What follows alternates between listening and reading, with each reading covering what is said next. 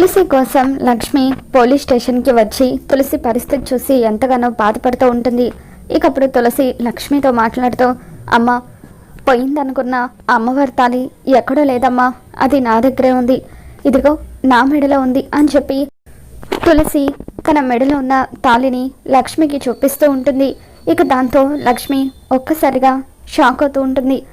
ఇది నా మెడలో ఎవరు కట్టారో, ఆయన ఎక్కడుంటారో, ఎలా ఉంటారో, ఏ వివరాలు కూడా నాకు తెలియదమ్మా అని చెప్పి తులసి చెప్పడంతో లక్ష్మి మరింత బాధపడుతూ, అయ్యో భగవంతుడా, ఇన్ని రోజులు నా కూతురికి పెళ్లి కాలేదని బాధపడ్డాను, ఇప్పుడు దానికి పెళ్లి జరిగి దాని భర్త ఎవరో తెలియక బాధపడుతున్నాను అని చెప్పి లక్ష్మి ఎంతగానో ఏడుస్తూ ఉంటే, ఏడుస్తున్న లక్ష్మిని తులసి, అమ్మ వద్దమ్మా, ఏడవద్దు అని చెప్పి తనని ఓదారుస్తూ ఉంటుంది.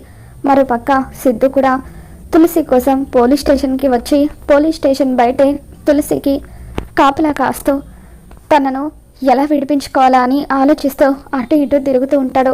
మరి రాబోతున్న ఎపిసోడ్లో సిద్ధు తన మెడలో తాళి కట్టాడన్న విషయం తులసికి తెలిసిపోబోతుందా, ఏం జరగబోతుందో మళ్ళీ మన ఛానల్లో తెలుసుకుందాం. ఈ వీడియో మీకు నచ్చినట్లయితే తప్పకుండా లైక్ చేయండి.